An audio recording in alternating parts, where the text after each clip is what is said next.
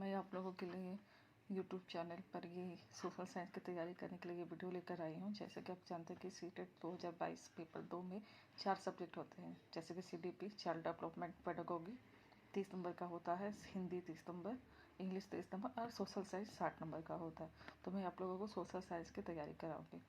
तो social science में भी 3 सब्जेक्ट होते हैं, जैसे कि हिस्ट्री, ज्योग्राफी, सिविक्स। तो मैं आप लोगों को एक एक करके सब्जेक्ट आपको के साथ डील करूँगी, ठीक है। तो हिस्ट्री, ज्योग्राफी, सिविक्स, तो हम लोग आज हिस्ट्री से स्टार्ट करते हैं। हिस्ट्री में क्लास 6, 7, 8 आता है, ठीक है। तो हम लोग क्लास 6 से स्टार्ट करें।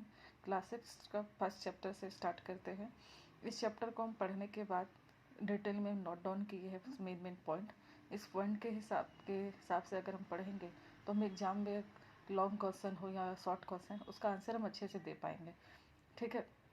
तो आइए हम तैयारी करते हैं। और ये मेरा यूट्यूब चैनल है स्टूडेंट्स गाइड, ये आप लोग के लिए है। तो इसे लाइक, शेयर, सब्सक्राइब करना ना भूलें, ताकि मैं कोई भी वीडियो अपलोड करूं तो आप लोगों को उसका नोटिफिकेशन मिल जाए। सब्सक्राइब करेगा, फिर बेल आइकन को हिट कर दीजिएगा, जिससे कि आपको जो भी हम वीडियो अपलोड करें यूट्यूब पर तो आपको उसका नोटिफिकेशन मिलते रहे, ठीक है। Thank you. पहला चैप्टर है हिस्ट्री का 6th क्लास, क्या, कब, कहाँ और कैसे, ठीक है। तो यहाँ हम लोग नर्मदा नदी के पास अखेट जो रहते थे, अखेट का मतलब होता है शिकार करना। तो नर्मदा नदी के पास कौन रहते थे? अखेट रहते। तो अखेट क्या कहते हैं? वो शिकार करते हैं, और अखेट को हम लोग दूसरे नाम से कुशल संग्राहक के नाम से भी जानते हैं। वे अपने लिए भोजन के लिए, तो कौन? अखेट जो रहते हैं वे अपने भोजन के लिए जड़ों, फलों और जंगल के अन्य उत्पादों का यहीं से वे संग्रह किया करते थे, ठीक है। और वे जानवरों का शिकार भी करते थे। कौन करते थे? ये अखेट के बारे में कहा जा रहा है, ठीक है। तो अखेट जो है वो जानवरों का भी शिकार करते थे। लगभग 8 वर्ष पूर्व स्त्री पुरुषों ने सबसे पहले गेहूं और जौ जैसी फसलों को उपजाना आरंभ किया। तो लगभग कब? 8000 वर्ष पूर्व किसने? स्त्री और पुरुषों ने सबसे पहले क्या उपजाना शुरू किया? गेहूं और जौ जैसी फसलों को, ठीक है। और ये किधर के लोग रहते थे? तो ये उत्तर पश्चिम के सुलेमान और किधर पहाड़ियों के लोग थे, ठीक है। उत्तर पूर्व में गारो तथा मध्य भारत में विंध्य पहाड़ियों के लोग वे क्षेत्र थे जहाँ सबसे पहले कृषि का विकास हुआ। तो सबसे पहले किसका विकास हुआ? कृषि का विकास हुआ। कहाँ पर? ये उत्तर पूर्व के लोग थे। कौन? गारो। और मध्य भारत में विंध्य पहाड़ियों के लोग थे, जो जहाँ सबसे पहले क्या हुआ? कृषि का विकास हुआ। और सबसे पहले क्या उपजाया गया? सबसे पहले चावल को उपजाया गया। ये स्थान विंध्या के उत्तर में स्थित है। तो ये स्थान भी पूछे कहाँ के थे? तो विंध्या के उत्तर में स्थित थे, ठीक है। ये सिंधु तथा इसकी सहायक नदी पूछे कहाँ के थे? तो विंध्या के उत्तर में स्थित थे, ठीक है। ये सिंधु तथा इसकी सहायक नदियों के पास 47 वर्ष पूर्व इन्हीं नदियों के किनारे कुछ आरंभिक नगर फले फूले। तो कहाँ नगर फूले फूले? तो 47 वर्ष पूर्व किस नदी के पास? सिंधु और इसकी सहायक नदियों के पास, ठीक है। गंगा और इसकी सहायक नदियों के किनारे तथा समुद्र तटवर्ती इलाकों में नगरों का विकास लगभग कब हुआ? 25 वर्ष पूर्व हुआ। तो नगरों का विकास कब हुआ था? तो 25 वर्ष पूर्व हुआ। कहाँ हुआ था? गंगा और इसकी सहायक नदियों के किनारे, ठीक है।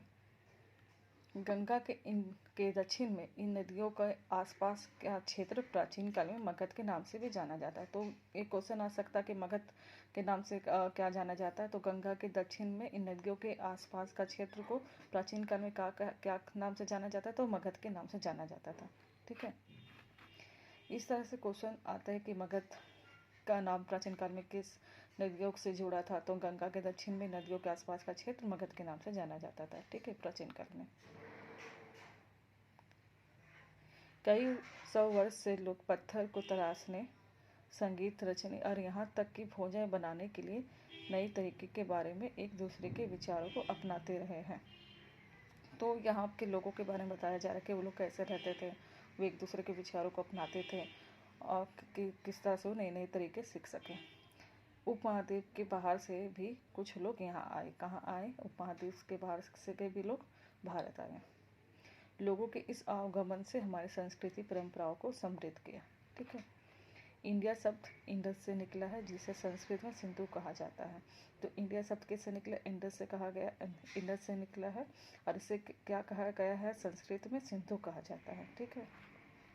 लगभग 22 वर्ष पूर्व उत्तर पश्चिम के ईरानियों और यूनानियों ने सिंधु को हिंदोस और इंदोस कहा। तो इंडिया शब्द जो निकला है इंडस से, जिसे संस्कृत में सिंधु कहा जाता है, उसी सिंधु को 25 वर्ष पूर्व उत्तर पश्चिम के जो लोग थे, ईरानियों और नानियों उन्होंने सिंधु को क्या कहा, हिंदोस और इंदोस कहा। ठीक है। इसके नदी के पूर्व में स्थित भूमि प्रदेश को इंडिया का कर, इसके नदी के जो पूर्व का हिस्सा है जो स्थित है भूमि, उस प्रदेश को ये लोग इंडिया कहा। ठीक है। लगभग 35 वर्ष पुरानी कृति ऋग्वेद, इस समूह का उल्लेख संस्कृत की आरंभिक कृति ऋग्वेद में भी मिलता है। तो ऋग्वेद का जो उल्लेख है वो संस्कृत में किया गया है और ये सबसे पुराना है। कितना पुराना, 35 वर्ष पुराना कौन सी कृति है, ऋग्वेद है, जिसका उल्लेख हमें संस्कृत भाषा में मिलता है। ठीक है, ये याद रखिएगा। इस तरह के क्वेश्चन आते हैं एग्जाम में। भारत नाम का प्रयोग उत्तर पश्चिम समूह करते थे, फिर बाद में इंडिया।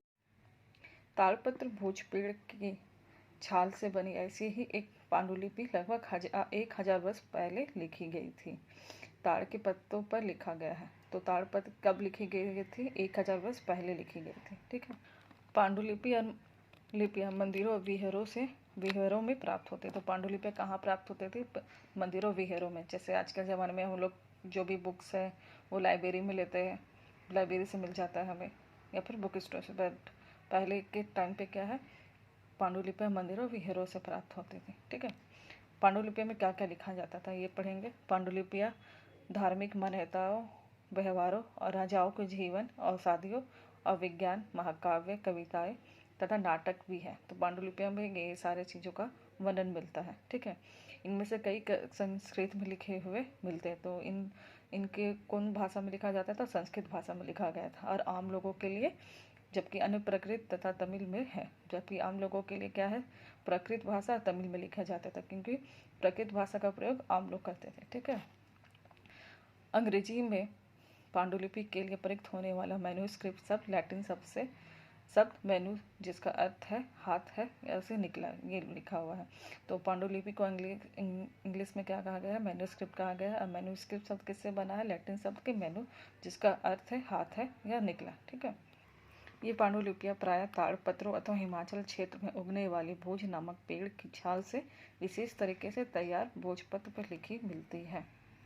तो ये पांडुलिपियाँ कहाँ से मिलती हैं, ये पांडुलिपियाँ ताड़पत्र हिमाचल क्षेत्र में उगने वाले भोज नामक पेड़ की छाल से। तो ये हिमाचल पेड़ से उगने वाले भोज नामक पेड़ के छाल से विशेष तरीके से तैयार कर भोजपत्र पर लिखी मिलती है, इसलिए इसका नाम भोजपत्र रखा गया, क्योंकि ये भोज नामक पेड़ के छाल से बनता है। ठीक है। लगभग 2250 वर्ष पुराना यह अभिलेख वर्तमान अफगानिस्तान के कंधार से प्राप्त हुआ है। ये कहाँ है, तो वर्तमान में जो अफगानिस्तान है उसके कंधार से प्राप्त हुआ है। यह अभिलेख अशोक नामक शासक के आदेश पर लिखा गया। तो ये भी पूछा जाता है कि किस शासक के नाम पे लिखा गया, तो ये अशोक नामक जो शासक थे उसके आदेश पर लिखा गया था। ठीक है। यह अभिलेख इस क्षेत्र में प्रयुक्त होने वाले यूनानी और अरमाइक नाम से दो भिन्न लिपियों तथा भाषाओं में है। तो ये कौन दो भाषाओं में है, यूनानी और अरमाइक नामक दो भिन्न लिपियों तथा भाषाओं में है। ठीक है। 47 वर्ष से पात्रों का प्रयोग होता था।